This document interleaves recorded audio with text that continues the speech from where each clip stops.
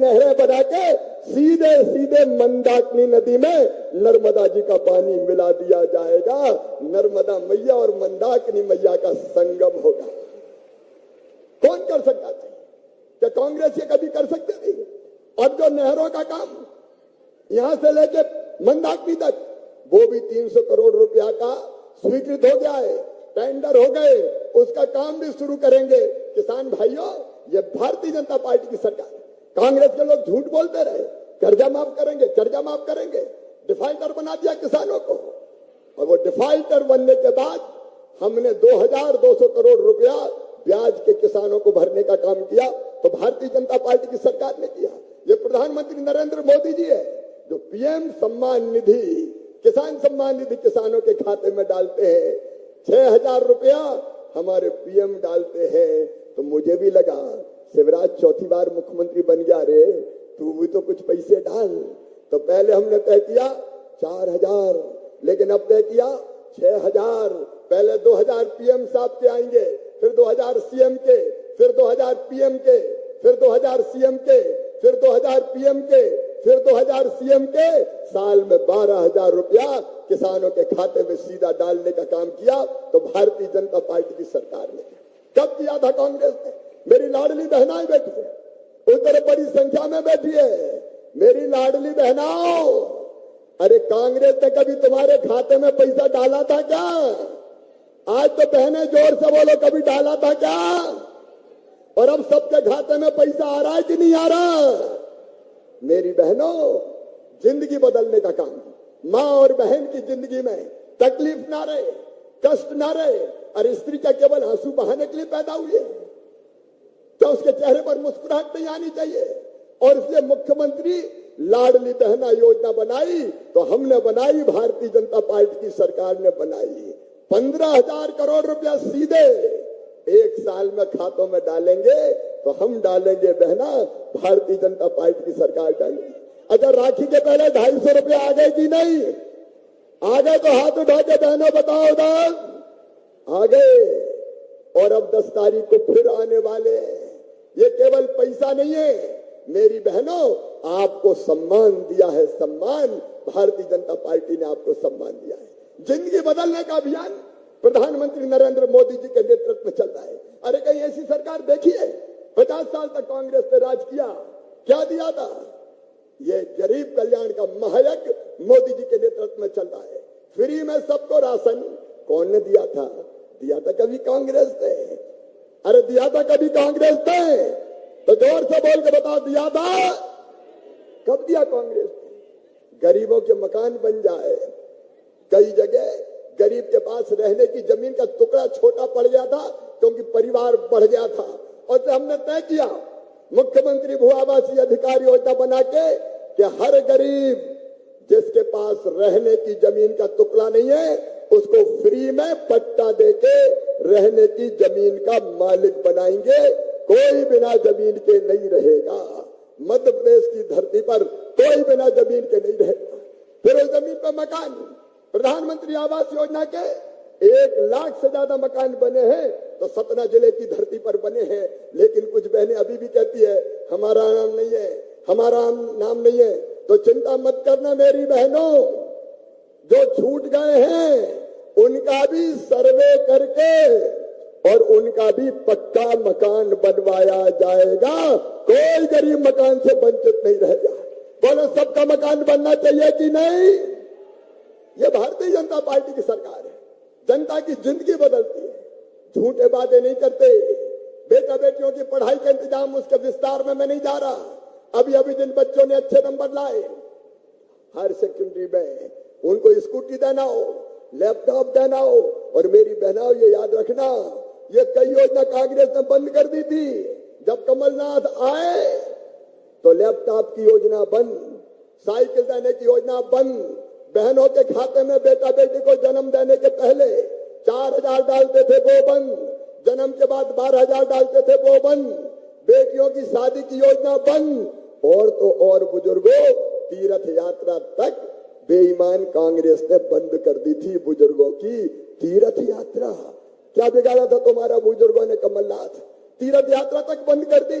अब हमने फिर तीर्थ यात्रा चालू कर दी है, लेकिन बुजुर्गों अब केवल रेल से नहीं, अब बुजुर्गों को हवाई जहाज से भी तीर्थ यात्रा करवा रहे हैं, हवाई जहाज से। अरे गरीबों को भी हवाई जहाज में बैठना चाहिए कि नहीं? सारी योजना बंद कर दी। आज मैं नड्डा जी के सामने बताना चाहता हूं, प्रधानमंत्री जी संपूर्ण कल्याण कर रहे थे, लेकिन पीएम आवास के मकान कमलनाथ जी आपने लौटा दिए। गरीबों के साथ अन्याय। जल जीवन मिशन के अंतर्गत अब गांव गांव में पीने का पानी जा रहा है। कमलनाथ, तुमने तो जल जीवन मिशन शुरू नहीं करके जनता को धोखा दिया, जनता के साथ बेईमानी की, और किसान सम्मान निधि का सूची नहीं भेजी पीएम के पास। किसानों को तुमने वंचित करने का पाप किया है। आज मैं लंबी बात नहीं करूंगा मेरे बहनों और भाइयों, आज तो मैं निवेदन करने आ रहा हूं, आज निवेदन करने आया हूं कि अगर हमारा काम अच्छा और सच्चा है, और एक बात और याद रखना अंत में, 1 महीने से पानी नहीं गिरा है, किसान संकट में है, हम भरसक प्रयास करेंगे। किसान भाइयों चिंता मत करना, वैसे तो भगवान की कृपा बरसेगी, पानी आएगा, लेकिन अगर संकट भी आया तो मैं आपको कह रहा हूं चिंता मत करना, मोदी जी के आशीर्वाद से इस संकट के पार निकाल ले जाएंगे आपको, कोई चिंता मत करना। जो परिस्थिति होगी निपटेंगे, चिंता करने की जरूरत नहीं है, क्योंकि हमारा संकल्प है आपकी सेवा का संकल्प। और अंत में मैं केवल इतना ही कहना चाहता हूं कि अगर हमारा काम अच्छा और सच्चा है तो बताओ, आपके आशीर्वाद हमको मिलना चाहिए कि नहीं? अरे जोर से बोलो, मिलना चाहिए कि नहीं? कांग्रेस गंदगी फैला रही है, गंदे गंदे आरोप लगाएगी, उनके पास और कोई बात चीज नहीं है, भ्रम फैलाने की कोशिश करेगी। लेकिन कांग्रेस के मायावी वादों में मत आना। पहले 900 वादे किए थे, एक पूरा नहीं किया, अब फिर हमें पटियाने की कोशिश कर रहे हैं।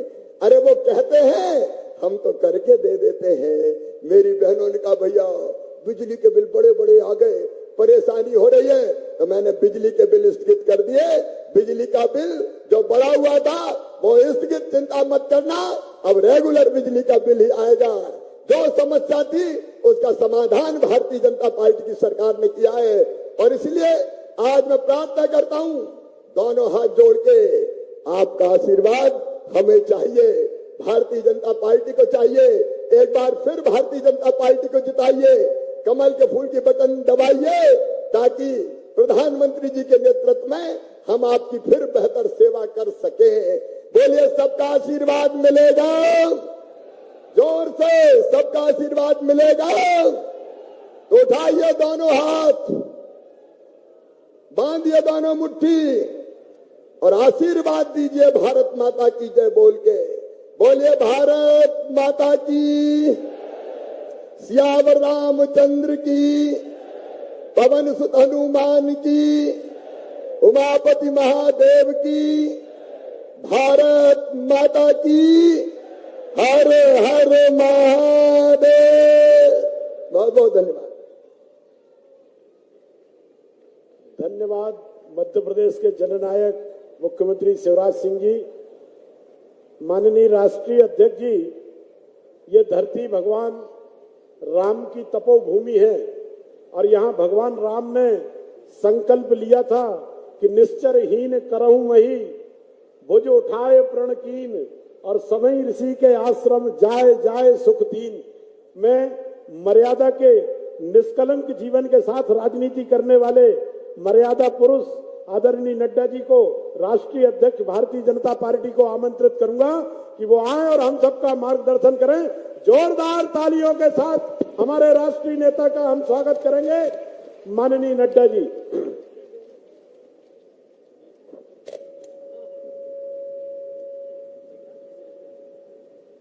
बोलिए भारत माता की, जरा जोर से, भारत माता की, भारत माता की, भारत माता की। आज के इस जन आशीर्वाद यात्रा के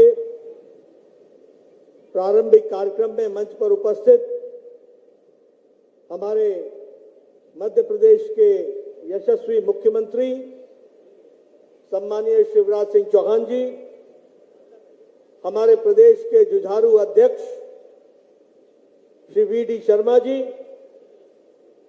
हमारे इस चुनाव प्रबंधन को देख रहे भारत सरकार में मंत्री नरेंद्र सिंह तोमर जी, भारत सरकार में मंत्री श्री ज्योतिरादित्य सिंधिया जी, हमारे राष्ट्रीय महामंत्री कैलाश विजयवर्गीय जी, प्रदेश के प्रभारी मुरलीधर राव जी, हमारे राज्य मंत्री फग्गन सिंह कुलस्ते जी, गणेश सिंह जी, सतीश शर्मा जी, लक्ष्मीकांत वाजपेयी जी, विजेंद्र प्रताप सिंह जी जो यात्रा के कार्य देख रहे हैं, संयोजक हैं, मंच पर आसीन सभी मंत्रीगण, हमारे सांसदगण, विधायकगण और पार्टी के वरिष्ठ पदाधिकारी और प्रभु राम के इस तपोभूमि पर एकत्र आए देवियों और सज्जनों जो जन आशीर्वाद यात्रा में जन आशीर्वाद देने के लिए आए हैं, और मीडिया के मेरे साथी, प्रिंट मीडिया और इलेक्ट्रॉनिक मीडिया के मेरे साथी, ये मेरा सौभाग्य है कि मुझे प्रभु श्री राम के तपोभूमि पर आज इस जन आशीर्वाद यात्रा के शुभारंभ के अवसर पर यहां आने का सौभाग्य प्राप्त हुआ है। यह जन आशीर्वाद यात्रा, ये भारतीय जनता पार्टी के पिछले कई वर्षों से चल रहे अथक प्रयास, संकल्प, तपस्या और समर्पण का विषय को जनता तक पहुंचाने का संकल्प लेकर के हम सब लोग चले, और इसीलिए इस जन आशीर्वाद यात्रा में 10,500 किलोमीटर का सफर करके 5 स्थानों से 230 विधानसभाओं में मध्य प्रदेश की जनता का आशीर्वाद लेकर के जो काम हमने गरीब कल्याण के लिए किया, जो काम हमने महिला सशक्तिकरण के लिए किया, जो काम हमने किसानों के कल्याण के लिए किया, जो काम हम लोगों ने युवाओं के उत्थान के लिए किया, जो काम हमने समाज के हर वर्ग को सशक्तिकरण के लिए दिया, उसको जन जन तक पहुंचाना और जन जन का आशीर्वाद लेना, इस मकसद से जन आशीर्वाद यात्रा की प्रारंभ की जा रही है। मुझे पूरा विश्वास है कि मध्य प्रदेश की जनता का पूरा आशीर्वाद हम सबको मिलेगा और उनके आशीर्वाद से हम इस सफल कार्यक्रम के माध्यम से आने वाले विधानसभा के चुनाव में फिर से कमल खिलाएंगे और मध्य प्रदेश की सेवा में फिर से जुट जाएंगे। यह भी मैं आपको बताना चाहता हूं। मित्रों, अभी कुछ दिन पहले भारत के यशस्वी गृह मंत्री ने एक रिपोर्ट कार्ड आप सबके सामने, मध्य प्रदेश की जनता के सामने रखा था। उस रिपोर्ट कार्ड के माध्यम से हम जनता को यह बताने जाएंगे कि कैसे 20 साल पहले का मध्य प्रदेश था और कैसे आज 20 साल के बाद मध्य प्रदेश का परिवर्तन हुआ है, और किस तरीके से मध्य प्रदेश आज बढ़ते हुए कदम के साथ एक उत्तम राज्य के रूप में आगे बढ़ा है। इसके लिए मैं भारतीय जनता पार्टी और शिवराज सिंह जी को बधाई देता हूं, जिन्होंने यहां तक इस यात्रा को पहुंचाया। मित्रों, मैं आपको बताना चाहता हूं, मैं 1998 में 1998 में पहली बार प्रदेश में मंत्री बना था। उस समय मैं अपने प्रदेश में बहुत मेहनत करता था, लेकिन जब देश के आंकड़े आते थे तो उसमें कहा जाता था कि हम स्वच्छता में पिछड़े हैं, हम विकास में पिछड़े हैं, हम स्वास्थ्य में पिछड़े हैं, हम शिक्षा में पिछड़े हैं, हम महिलाओं के स्वास्थ्य में पिछड़े हैं, हर तरीके से हम पिछड़े हुए दिखते थे। तो मैं उस समय पूछा करता था कि भाई हम इतनी मेहनत करते हैं, मेरे प्रदेश के आंकड़े तो इतने उत्तम हैं, उसके बावजूद भी हम कैसे पिछड़े हुए? तो बताया जाता था कि कुछ बीमारू राज्य हैं, बिहार, राजस्थान, मध्य प्रदेश, उत्तर प्रदेश, यह बीमारू राज्य विकास को नीचे खींच करके ले जाते हैं। लेकिन आज मैं ये गौरव के साथ कह सकता हूं 2023 में कि जो बीमारू राज्य थे उसमें से मध्य प्रदेश एक विकसित राष्ट्र के रूप, विकसित प्रदेश के रूप में खड़ा हो गया है। इसके लिए मैं आपको बधाई देता हूं, एक विकसित प्रदेश के रूप। और सिर्फ मैं कहने के लिए नहीं कह रहा हूं, मध्य प्रदेश की पर कैपिटा इनकम, प्रति व्यक्ति आय 2002 में 11,171 रुपए थी। आज मध्य प्रदेश की प्रति व्यक्ति आमदनी साल की 1,40,000 रुपए हो गई है। ये भी हमको ध्यान में रखना चाहिए। हमारे 2002 में 7,000 किलोमीटर की सड़कें बनी थी मध्य प्रदेश में। आज 2023 में 5 लाख से ज्यादा किलोमीटर की सड़क मध्य प्रदेश में बन करके तैयार हुई। हमारे 2002 में मेडिकल कॉलेज में सिर्फ 620 सीटें हुआ करती थी, 620 सीटें। आज 4,000 से ज्यादा मेडिकल की शिक्षा प्रति वर्ष मध्य प्रदेश में हो रही है। यह भी हमको ध्यान में रखना चाहिए। हमारे यहां शिक्षण संस्थान, कॉलेजेस 310 थे 2002 में, और आज 536 शिक्षण संस्थान, एजुकेशनल कॉलेजेस बने हैं। यह भी हमको ध्यान में रखना चाहिए। हमारे यहां इंडस्ट्री के नाम पर, उद्योग के नाम पर कुछ भी मध्य प्रदेश में नहीं था। मैं आपके सामने, युवाओं के सामने 20 साल पहले की तस्वीर खींच रहा हूं, और आज जहां मध्य प्रदेश में पहले 23 इंडस्ट्रियल एरिया थे, आज मध्य प्रदेश में 112 इंडस्ट्रियल एरिया में काम चला है और इंडस्ट्रीज लगी है। आपको जानकर आश्चर्य होगा कि मध्य प्रदेश में उद्योग सिर्फ 6% थे, 0.6%, 0.6%। आज मध्य प्रदेश में उद्योगीकरण 24% तक पहुंचा है। इसको भी हमको ध्यान में रखना चाहिए। इसलिए विकास के साथ आज मध्य प्रदेश खड़ा हो गया है, हर चीज में आगे बढ़ रहा है। मुझे खुशी है कि जब मैं मध्य प्रदेश की बात करता हूं तो मध्य प्रदेश स्वच्छता में नंबर 1 पर खड़ा है देश में। मुझे खुशी है कि जब मैं मध्य प्रदेश की बात करता हूं तो स्मार्ट सिटी में मध्य प्रदेश नंबर 1 पर खड़ा है। मुझे खुशी है कि जल संरक्षण में मध्य प्रदेश प्रथम स्थान पर खड़ा है। मुझे खुशी है कि प्रधानमंत्री स्वामित्व योजना में भी मध्य प्रदेश ने नंबर 1 की बाजी मारी है और नंबर 1 पर खड़ा है। मुझे खुशी है कि प्रधानमंत्री मातृत्व वंदना योजना में महिलाओं के सशक्तिकरण में प्रसूति से लेकर के हर तरीके के बच्चों के विकास के लिए जो कार्यक्रम चलाए गए हैं उसमें भी मध्य प्रदेश नंबर 1 पर खड़ा है। इस बात को भी हमको ध्यान में रखना चाहिए। प्रधानमंत्री स्वनिधि योजना में भी मध्य प्रदेश नंबर 1 पर है, और प्रधानमंत्री आवास योजना में भी मध्य प्रदेश नंबर 1 पर खड़ा है। ये भी हमको याद रखना चाहिए।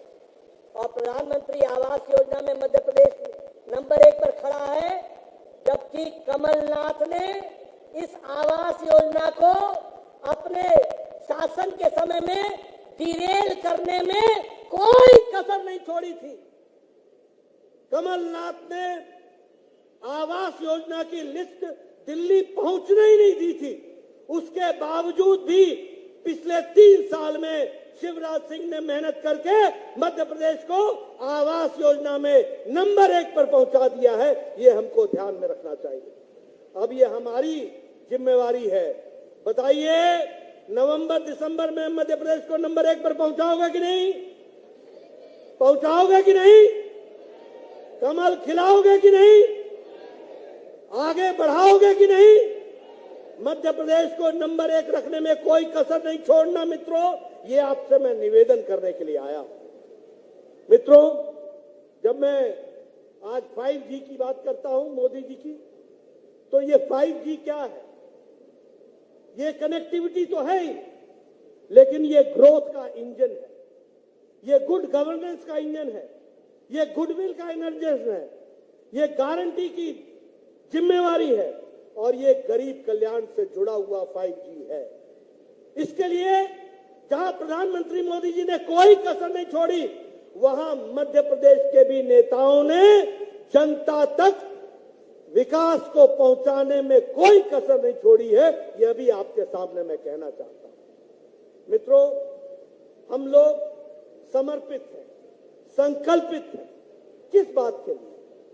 गांव, गरीब, वंचित, पीड़ित, शोषित, दलित, महिला, युवा, किसान, इनकी तस्वीर और तकदीर बदलने के लिए हम संकल्पित हैं। और हमारी तमाम योजनाएं, अगर हम बात करें प्रधानमंत्री आवास योजना की, अगर हम बात करें प्रधानमंत्री गरीब कल्याण अन्न योजना की, आज गरीब कल्याण अन्न योजना के कारण 13 करोड़ 50 लाख 13.5 करोड़ लोग आज गरीबी की रेखा से निकल करके मध्य वर्ग में पहुंच गए हैं। ये भारत की बदलती तस्वीर है। ये गरीब कल्याण अन्न योजना के कारण 80 करोड़ की जनता को भूखे रहने से बचाने का काम मोदी जी ने किया। आज कोई भी गरीब भूखा नहीं सोता है। इसलिए अति गरीबी भारत में 0.1% से भी कम हो गई है। यह भी हमको ध्यान में रखना चाहिए। अगर हम बात करें उज्ज्वला योजना की, तो जहां 9.5 करोड़ हमारे गरीब बहनों को गैस का सिलेंडर दिया गया, चूल्हा दिया गया, वहीं अभी राखी के अवसर पर पहले 200 रुपए का छूट और फिर से 200 रुपए की छूट देने का काम हमारी सरकार ने किया और बहनों को एक तरीके से उनको तोहफा देने का और उनको बहनों को याद करने का काम किया। मित्रों, अगर मैं विकास की बात करूं तो आज भारत 11वें नंबर से आर्थिक व्यवस्था में छलांग लगा करके 5वें नंबर पर खड़ा हो गया है। और मित्रों, आपने 2023 के दिसंबर में मध्य प्रदेश में आशीर्वाद देना और 2024 के मई में मोदी जी को आप फिर से आशीर्वाद देंगे और भारत दुनिया की तीसरी आर्थिक महाशक्ति बन करके आएगा। ये हमारी गारंटी, ये प्रधानमंत्री जी की गारंटी है। इसको लेकर के हमने आगे बढ़ना। आपने कभी सोचा था 9 साल पहले आपके हाथ में जो मोबाइल होता था उस पे लिखा होता था मेड इन चाइना। आज जो आपके हाथ में मोबाइल है उस पे लिखा हुआ है मेड इन इंडिया। अब एप्पल भी इंडिया में बनता है। 97% मोबाइल अब भारत में बन रहा है। यह परिवर्तन आया है। अगर मैं बात करूं ऑटोमोबाइल इंडस्ट्री में, ऑटोमोबाइल मार्केट में भारत तीसरे नंबर पर खड़ा है, स्टील में दूसरे नंबर पर खड़ा है। और दुनिया में जब आर्थिक मंदी है तो भारत एक आशा की किरण के साथ सबसे तेज गति से बढ़ने वाली आर्थिक व्यवस्था मोदी जी के नेतृत्व में बनी है। इसको भी हमको याद रखना चाहिए। इसलिए मित्रों, हम आपके सामने आज हमारे लिए खुशी की बात है, हम चंद्रयान पर हमारा सैटेलाइट लैंड कर गया। कल हमारा आदित्य L1 सक्सेसफुल लॉन्च हो गया और वो 4 महीने में 15 लाख किलोमीटर की दूरी तय करेगा और 5 साल तक सूरज की पूरी अध्ययन करके जमीन पर हमें बताएगा इसरो के साइंटिस्टों को बहुत बहुत बधाई, जो आज चंद्रमा और सूरज को जीतने के लिए काम कर रहे हैं और प्रधानमंत्री जी का उनको आशीर्वाद मिला है। इस तरीके की परिस्थितियां खड़ी हुई। मित्रों, मध्य प्रदेश भी विकास में कोई कमी नहीं कर रहा है। Roadways, infrastructure, highways, Airways, railways, सब में मध्य प्रदेश आगे बढ़ा है। आपको जानकर खुशी होगी कि 34 रेलवे स्टेशन मध्य प्रदेश के सबसे मॉडर्नाइज होकर के 2 साल में तैयार हो जाएंगे। और आपको मालूम है कि प्रधानमंत्री जी ने इसका शिलान्यास कुछ ही दिन पहले किया है, यह भी हम सबको मालूम है। अगर मैं बात करूं हमारे हाईवेज की, तो 33,000 करोड़ रुपए सिर्फ हाईवेज पर खर्च हुआ है। और चंबल का एक्सप्रेस हाईवे, उस पर 8,000 करोड़ रुपए खर्च हो रहा है। नर्मदा के एक्सप्रेस हाईवे पर लगभग 31,000 करोड़ रुपए खर्च हो रहा है। उसी तरीके से इंदौर से भोपाल तक मेट्रो के लिए 710 करोड़ रुपए खर्च हो रहे हैं। यह है विकास की कहानी, यह है विकास को आगे बढ़ाने की कहानी। बताइए, ऐसे जन आशीर्वाद यात्रा को आपका आशीर्वाद मिलेगा कि नहीं मिलेगा? मध्य प्रदेश की जनता का आशीर्वाद आप हासिल करेंगे कि नहीं करेंगे?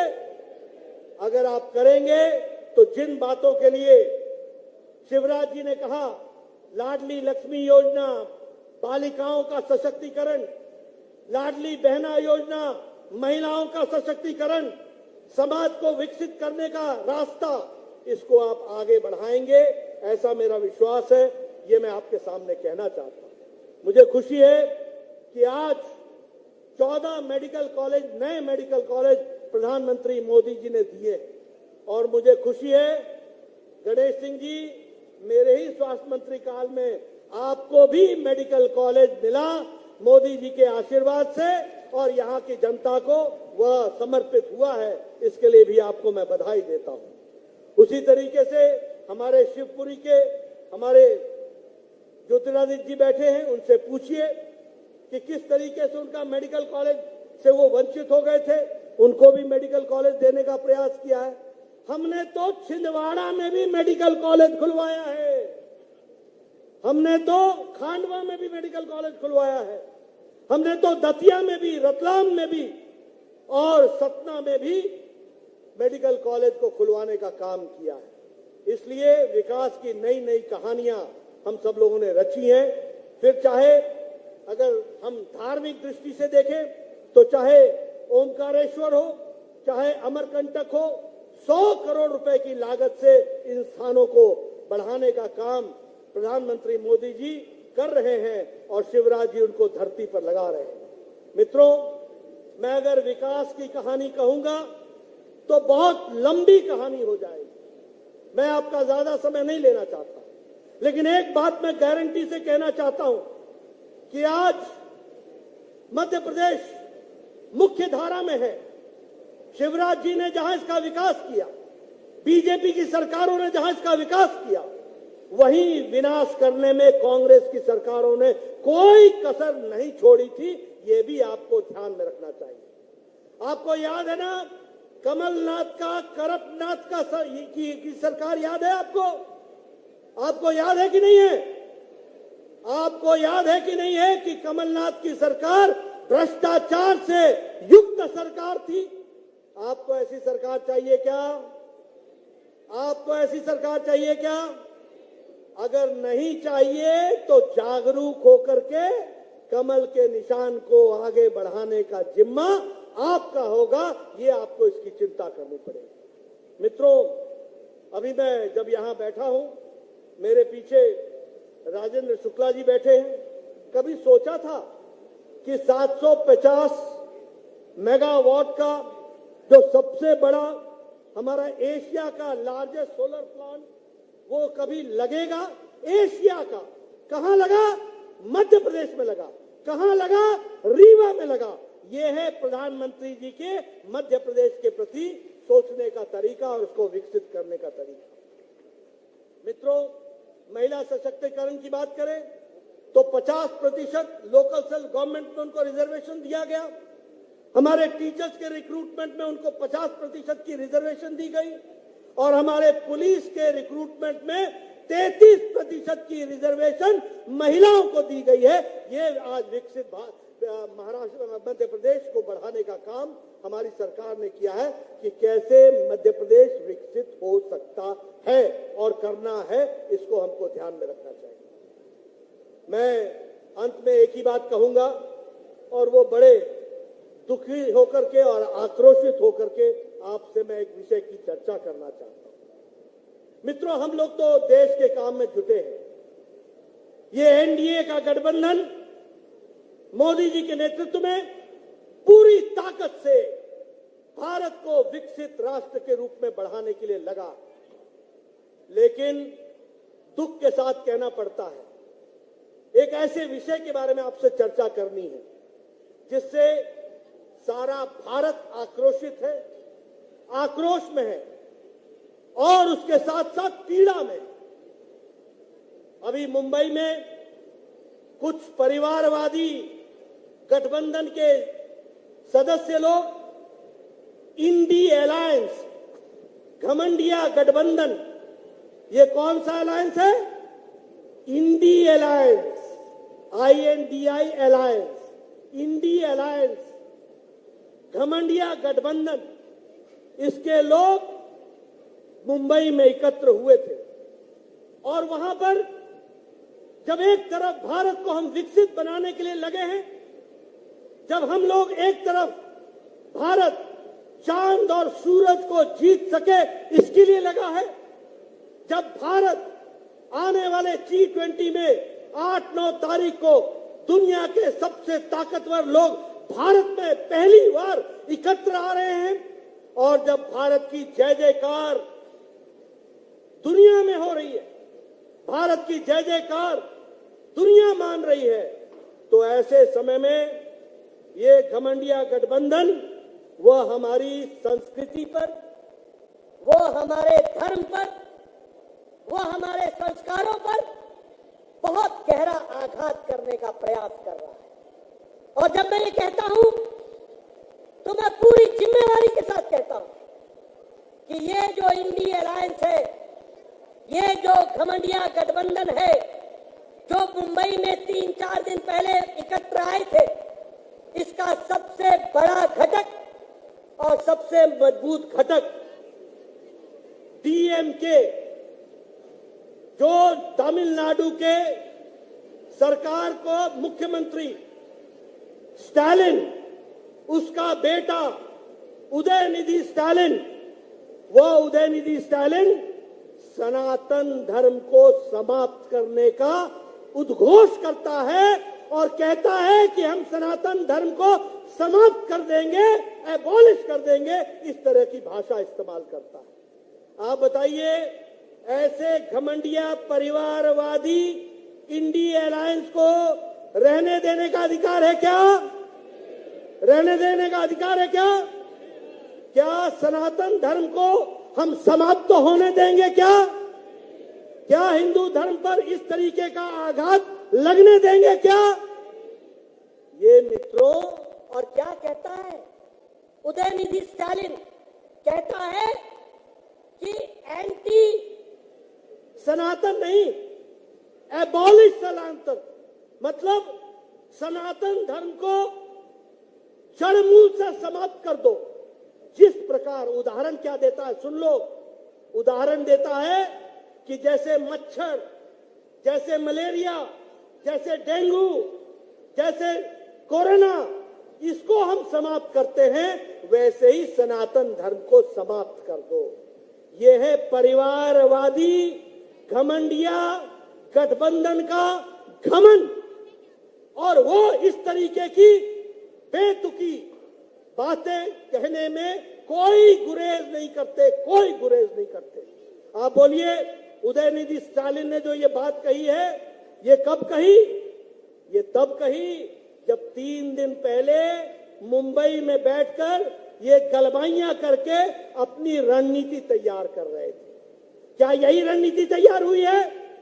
क्या इंडी अलायंस का, क्या घमंडिया गठबंधन का ये सोचा समझा राजनीतिक रणनीति है क्या कि सनातन धर्म को समाप्त करो, हिंदू धर्म को समाप्त करो? और मैं पूछना चाहता हूं राहुल गांधी से कि राहुल गांधी, ये जो आपने मोहब्बत की दुकान चलाई, ये मोहब्बत की दुकान में हिंदू धर्म और सनातन की नफरत का सामान कहां बिक रहा है? ये नफरत का सामान कैसे बिक रहा है? और ये हिंदू विरोधी, सनातन विरोधी जहर आप जो वहां पर पैदा कर रहे हैं, यही क्या आपकी मोहब्बत की दुकान है? मैं ये इंडी अलायंस और घमंडिया गठबंधन से सवाल पूछना चाहता हूं। पहला सवाल, मुझे जवाब चाहिए और देश को जवाब चाहिए कि जो उदयनिधि स्टालिन ने कहा है वह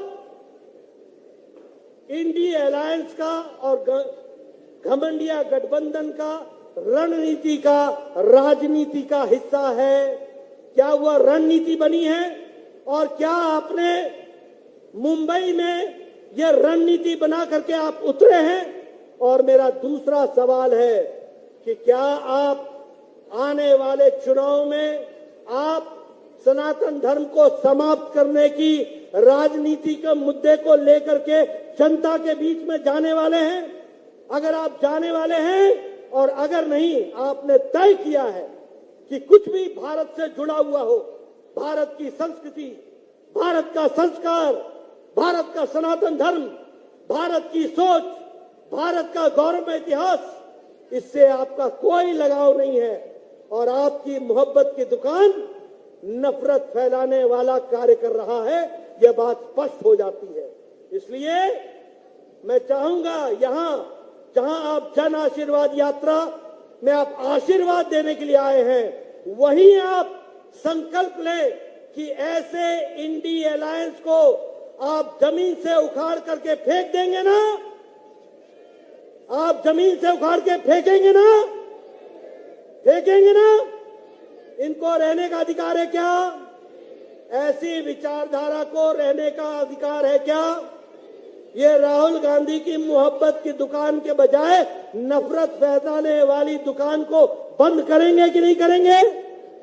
मित्रों, यही आवश्यक है और इसलिए आपको दो तरफ से काम करना पड़ेगा। एक, अच्छे काम को बढ़ाना पड़ेगा जो भारतीय जनता पार्टी कर रही है, और ये जो घृणा फैलाने वाले लोग हैं, जो सनातन धर्म पर आघात करने वाले लोग हैं, इनको घर बैठाना पड़ेगा और भारत देश को आगे मोदी जी के नेतृत्व में विकास के नए कीर्तिमान स्थापित करने में हम आगे बढ़ेंगे। इन्हीं शब्दों के साथ बहुत बहुत धन्यवाद। जय भारत, जय मध्य प्रदेश। धन्यवाद माननीय राष्ट्रीय अध्यक्ष जी, आपका प्रेरक उद्बोधन हम सब कार्यकर्ताओं को प्राप्त हुआ। अब मैं सतना जिले के अध्यक्ष जी से आग्रह करूंगा कि वो